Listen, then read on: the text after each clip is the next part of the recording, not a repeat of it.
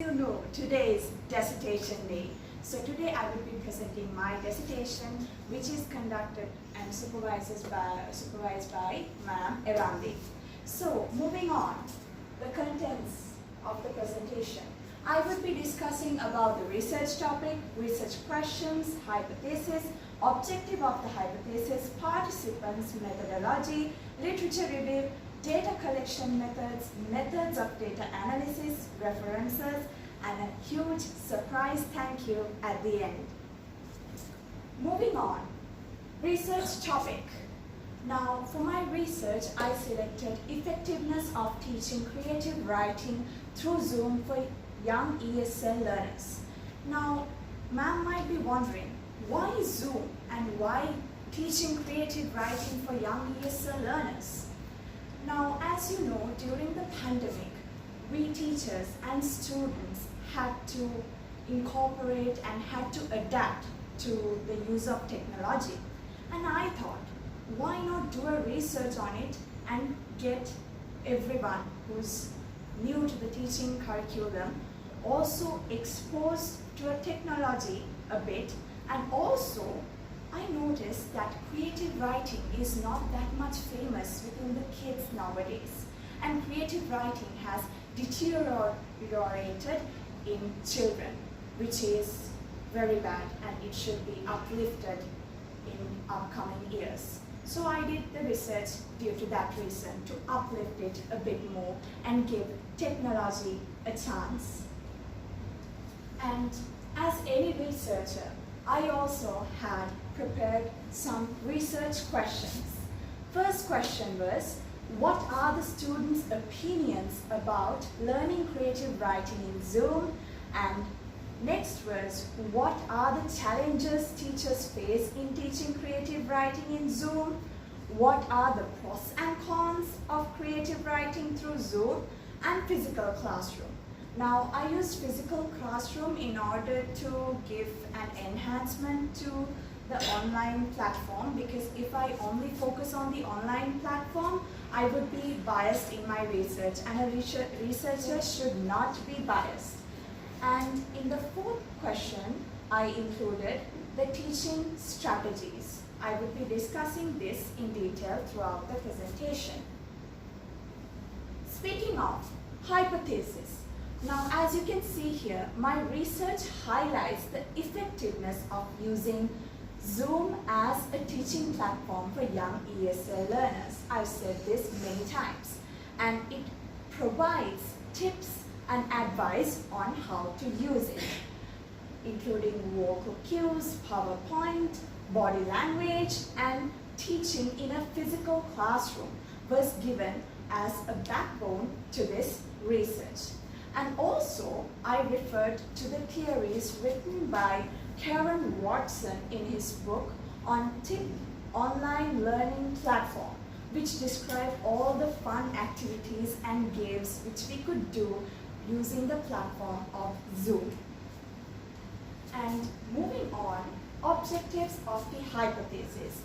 I have highlighted in my research how effective Zoom is for teaching, and assessment and group activities for both online and physical.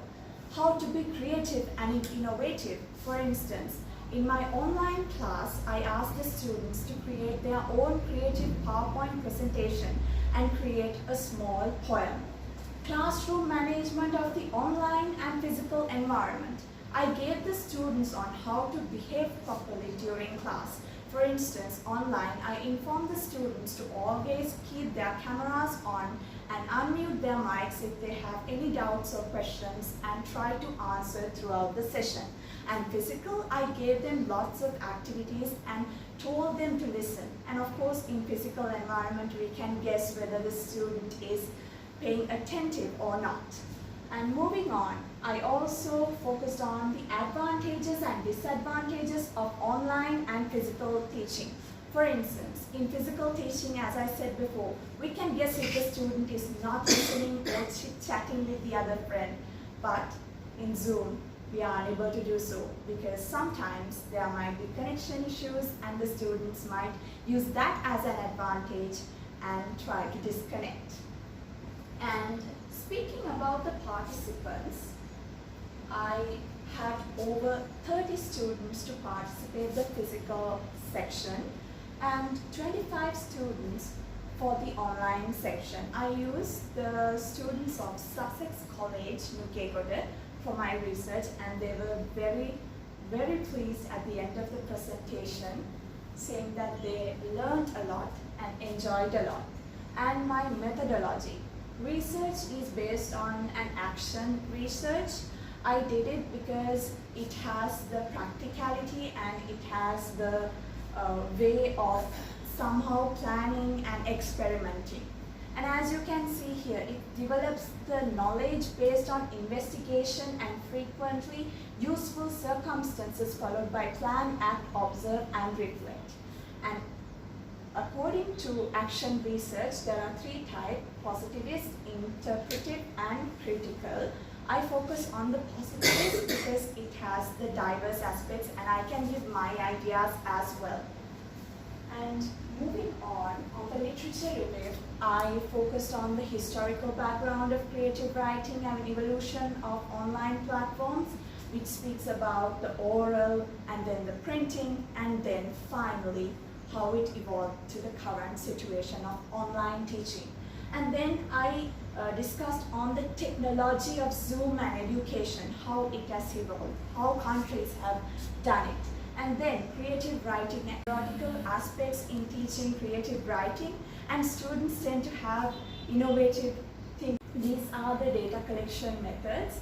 As you can see here, it's an action research, and I mixed my research with qualitative and quantitative because I've been using Google Forms and interview processes.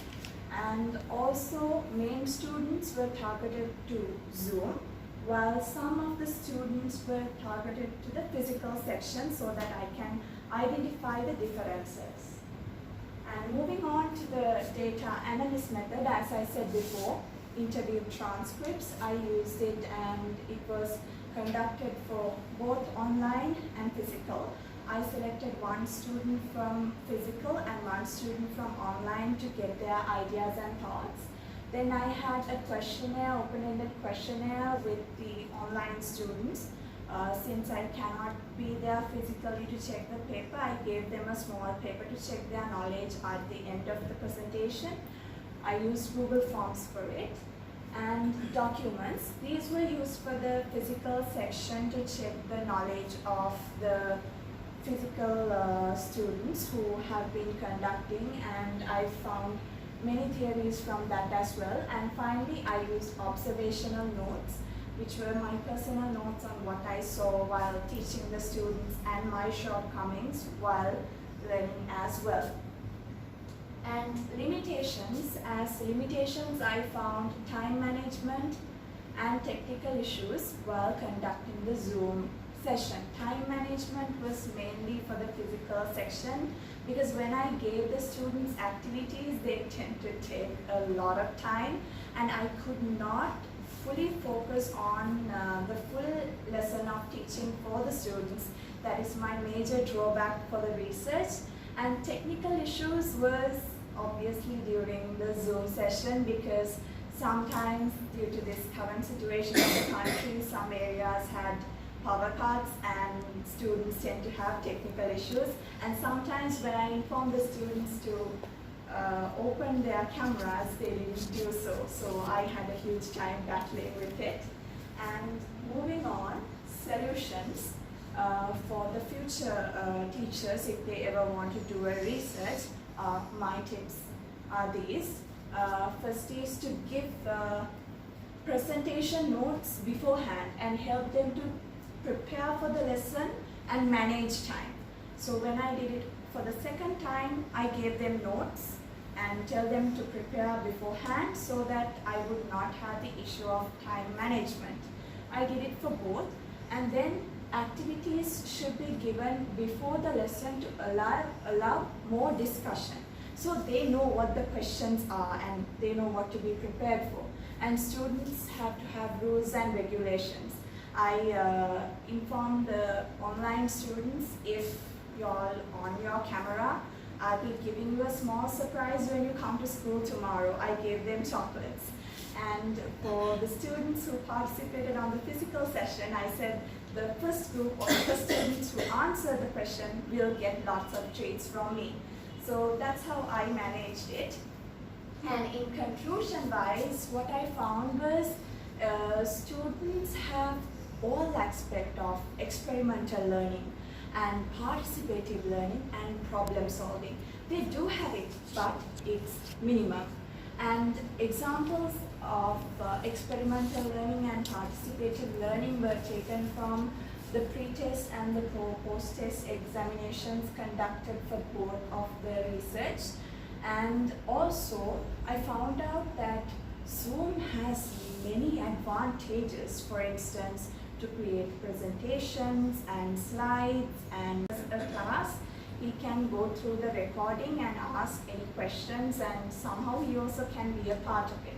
And then I found out that there's no exact measurement of measuring effectiveness in Zoom. I mean, of course, it is a good platform, but it also has its downfall. So I could not measure exact amount, but if I could rate it, I would give it a 50%.